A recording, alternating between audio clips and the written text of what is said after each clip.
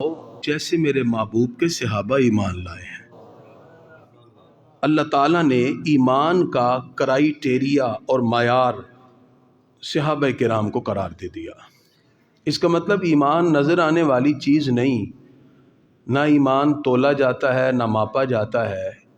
ایمان کیفیت قلب ہے، اور اس کی حقیقت کو اگر ہم پہچاننا چاہیں تو حضور صلی اللہ علیہ وسلم نے تربیت کرتے ہوئے صحابہ کرام کو ہمارے سامنے پیش کر دیا۔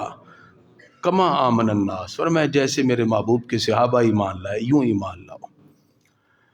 اب ایمان دو چیزوں کے ساتھ ثابت ہوگا، ایک زبان سے اقرار کرنا، دوسرا دل سے ماننا۔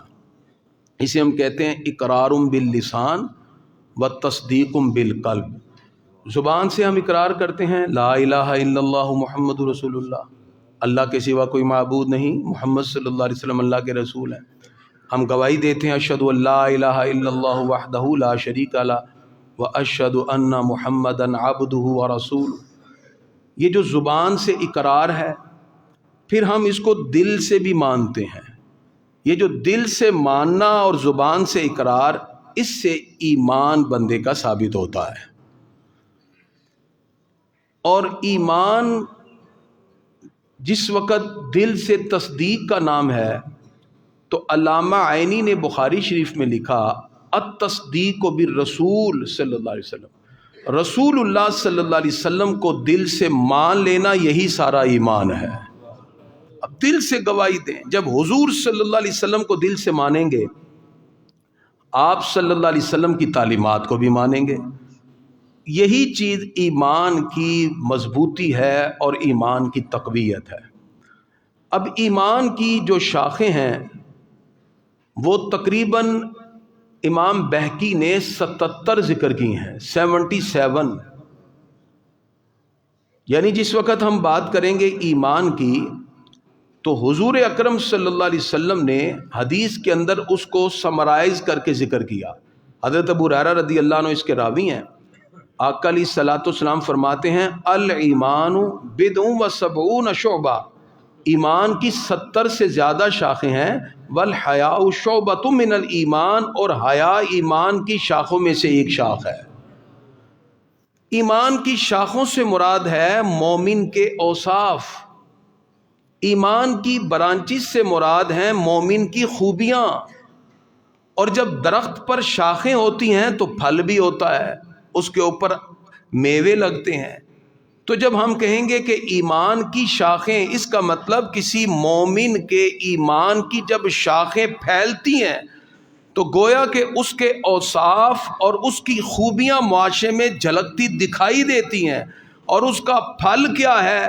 وہ جتنا اچھے انداز میں لوگوں سے بیہیویئر کرتا ہے، اللہ تعالیٰ اس کے درجے کو اتنا ہی بلند فرما دیتا ہے۔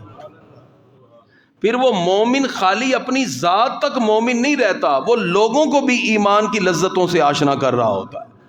تو ایمان کی شاخیں جب پھیلتی ہیں تو اس پر لگنے والا جو پھل ہے وہ لوگوں میں ایمان کی لذتوں کو بڑھا دیتا ہے، ایمان کی محبتیں لوگوں میں پیدا کر دیتا ہے، اور اس سے اس بندے کے اپنے درجات بلند ہو جاتے ہیں۔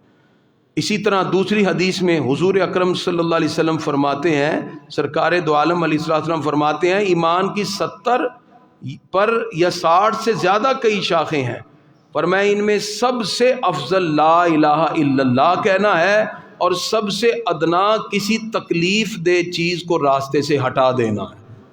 اور حیا بھی ایمان کی شاخوں میں سے ایک شاخ ہے۔ یہ امام بخاری اور مسلم نے اس حدیث کو روایت کیا۔ اب ایمان کی شاخیں کیا ہیں، برانچز کیا ہیں جو ہر ایک میں پیدا ہونی چاہیے، اور ہم کوشش کریں گے رمضان المبارک میں ہمارا جو ایمان کا پودا دل میں لگا ہے، ہم اس کی شاخوں کو زیادہ سے زیادہ پھیلانے کی کوشش کریں گے، تاکہ زیادہ سے زیادہ ایمان کے پھل لگیں اور لوگ اس سے فیض یاب ہوں، اور سب سے بڑھ کر ہم خود ایمان سے لطف اندوز ہو جائیں۔ ایمان کی پہلی شاخ ہے جی توحید، اللہ کو ماننا، پروردگار کی وحدانیت کو دل سے ماننا، یہ پہلی شاخ ہے۔ دوسری شاخ ہے جی نبیوں رسولوں پر ایمان رکھنا، ہر مسلمان یہ ایمان رکھے کہ ہم اللہ کے رسول کو مانتے ہیں، ان کی رسالت پر یقین رکھتے ہیں۔ تیسری شاخ ہے جی فرشتوں پر ایمان. فرشتے ہمارے ادھر بیٹھے ہیں، ڈیوٹی سر انجام دیتے ہیں، اللہ کے حکم کے مطابق چلتے ہیں، ان کی ساری چیزوں کو تسلیم کرنا، یہ تیسری شاخ. چوتھی شاخ ہے آسمانی کتابوں کو ماننا، قرآن کو تسلیم کرنا، اس کو پڑھنا، اس پر ایمان رکھنا، اس کی ہدایات کو لے کے آگے چلنا. پانچویں جو شاخ ہے وہ تقدیر پر ایمان ہے. تقدیر یہ نہیں ہے جو اللہ نے لکھا ہے ہم وہ کر رہے ہیں، بلکہ جو ہم نے دنیا میں آ کے کرنا تھا اللہ نے اپنے علم سے پہلے ہی جان کر اس کو لکھ دیا، اسے تقدیر کہتے ہیں. وہ لوح محفوظ پر لکھ دیا گیا، اللہ نے پہلے ہی جان لیا اپنے علم سے. چھٹی شاخ ہے آخرت پر ایمان، مرنے کے بعد اور مرنے کے بعد جو معاملات ہیں، یعنی موت اور موت کے بعد قبر، قبر کے بعد پھر برزخ کے معاملات، پھر حشر، پھر میزان، پھر پل صراط، پھر جنتی جنت میں اور جہنمی جہنم میں. ان سب پر ایمان رکھنا یہ ایمان کی چھٹی شاخ ہے. اور ساتویں شاخ مرنے کے بعد دوبارہ اٹھنے پر ایمان رکھنا، یعنی یہ قطعاً دل میں نہ رہے کہ کون زندہ کرے گا. جب کفار مکہ نے سوال اٹھایا کون زندہ کرے گا، اللہ فرماتا ہے قل یحییھا الذی انشاھا اول مرہ، جس نے پہلے تمہیں زندگی دی ہے وہ تمہیں پھر زندہ کر کے اپنی بارگاہ میں حاضر کر لے گا. آٹھویں شاخ ہے لوگوں کے قبروں سے اٹھائے جانے پر یقین رکھنا. نویں شاخ ہے یہ ایمان رکھنا کہ ایمان والوں کا ٹھکانہ جنت ہے اور کافروں کا ٹھکانہ جہنم ہے. اور 10ویں شاخ یہ ہے اللہ کی محبت کے لازم ہونے پر ایمان رکھنا. والذین آمنوا اشد حبا للہ، ایمان والا سب سے زیادہ اللہ سے پیار کرتا ہے. آپ اپنے تمام اعمال کو اپنے رب کے سپرد کر دیا کریں. یا اللہ میرا بولنا بھی تیرے لیے، میرا دیکھنا بھی تیرے لیے، میرا چلنا بھی تیرے لیے، میرا پکڑنا بھی تیرے لیے، میرا کھانا بھی تیرے لیے. یا اللہ میری زندگی کا ہر لمحہ تیرے لیے. جب آپ رب کے اوپر سب چیزیں چھوڑ دیتے ہیں تو اللہ تعالیٰ آپ کے لیے ایسے ایسے اسباب پیدا کرتا ہے آپ سوچ بھی نہیں سکتے. اس کی رضا پہ راضی رہا کریں، اللہ تعالیٰ کی محبت کو سب سے زیادہ اپنے اوپر غالب کریں. اور 15ویں شاخ ہے کہ حضور صلی اللہ علیہ وسلم کی تعظیم و توقیر اور احترام کو لازم سمجھا جائے، اس میں غلو نہ کریں. اور ایمان کی 16ویں شاخ یہ ہے کہ انسان اپنے دین سے اتنا پیار کرے، اتنی محبت کرے کہ دین سے ہٹ کر کفر میں جانا اس کو اتنا ناپسند ہو جیسے آگ میں جانا ناپسند ہو. دین کی محبت آپ کے دلوں میں رگ و پے میں ایسے بس جائے، آپ سے کہا جائے کہ رسول اللہ کے دین کی بات ہوگی آپ بیٹھ جائیں، سارے معاملات ایک طرف، آپ کہیں جی مجھے میرے دین کو سیکھنا ہے کیونکہ یہ رسول اللہ کا پیارا دین ہے. یہ 16ویں شاخ ہے. 17ویں شاخ یہ ہے 17 علم کو طلب کرنا. اس لیے جب آپ نماز پڑھنے آئے نا تو صرف دل میں یہ ارادہ کیا کریں نماز تو پڑھنی ہے، نماز کے بعد تھوڑا سا اللہ اس کے رسول کی باتوں کو سنیں گے. یہ نیت کرتے ہی فرشتے اپنے پر آپ کے پاؤں کے نیچے بچھا دیں گے ایسے، کیونکہ آپ کی نیت تحصیل علم ہے. اور یہ 17ویں شاخ ہے. 18ویں شاخ ہے جی علم کو عام کرنے کی کوشش کرنا جہاں تک ہو سکے. یعنی آپ جو مجھ سے سیکھ رہے ہیں، جو پڑھتے ہیں، جہاں بھی آج سارا دن بیٹھے ان کو بتائیں کہ یہ ایمان کی شاخیں ہیں. اور یہ سارا لیکچر ڈاؤن لوڈ ہو جاتا ہے ہمارا، اسی طرح یوٹیوب پر آپ وہاں سے بھی دیکھ سکتے ہیں کہ ایمان کی یہ شاخیں ہیں. اس کو پھیلانا یہ ہر امت کی ذمہ داری ہے. تأمرون بالمعروف وتنہون عن المنکر. ایمان کی 20ویں شاخ یہ ہے پاک رہنا، طہارت کا خیال رکھنا، وضو کی پابندی. 21ویں شاخ ہے 5 وقتہ نماز کی پابندی کرنا. 22ویں شاخ ہے زکوٰۃ ادا کرنا. 23ویں شاخ ہے فرض روزے رکھنا، ہو سکے تو نفلی بھی رکھیں. 24ویں شاخ یہ ہے ممکن ہو تو اعتکاف کرنا. ایمان کی 25ویں شاخ یہ ہے کہ بیت اللہ کا حج کرنا اگر آپ میں استطاعت ہے. 26ویں شاخ یہ ہے کہ اللہ کی راہ میں جہاد کرنا. 27ویں شاخ یہ ہے اللہ کی رضا کے لیے اپنے آپ کو اتنا مضبوط کرنا کہ دشمن آپ پر اٹیک نہ کر سکے، ہر وقت جہاد کے لیے تیار رہنا. 28ویں شاخ یہ ہے کہ دشمن کے سامنے ثابت قدم رہنا. 29ویں شاخ یہ ہے کہ مال غنیمت ہو تو پھر اس کو اپنے امام اور قائد اور لیڈر کے سپرد کرنا جو تقسیم کرے. 30ویں شاخ یہ ہے اللہ کی رضا کے لیے غلام کو آزاد کرنا، جیسے آج کا ہم اپنے مال کو اللہ کی راہ میں دے سکتے ہیں.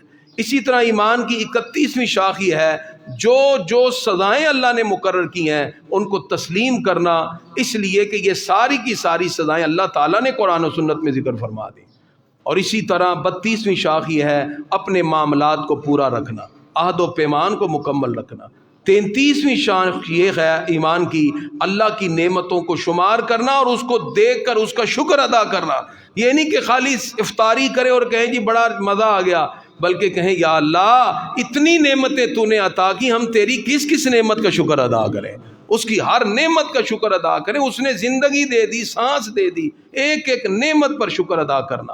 اور 34ویں شاخ یہ ہے غیر ضروری بات زبان سے نہ نکالنا، چپ رہیں۔ بولنا ہے تو ضرورت کے تحت بولیں، فضول بولتے جانا اس کے بارے میں یہ ہے وہ فلانا ہے، بالکل نہ بولیں، ضروری بات کریں اور خاموش رہیں، یہی اسلام چاہتا ہے۔ 35ویں شاخ ہے امانتوں کی حفاظت کرنا، اور اسی طرح تقریباً 77 کے قریب شاخیں ہیں جو میں نے چند بتا دی، اس میں سے چند ذکر کر کے ہم دعا کرتے ہیں۔ اور حرام چیزوں سے بچنا یہ بھی ایمان کی شاخ ہے۔ خرچ میں بیلنس لائف رکھنا، جو بیلنس سے ہٹتا ہے افراط و تفریط کی طرف جائے گا۔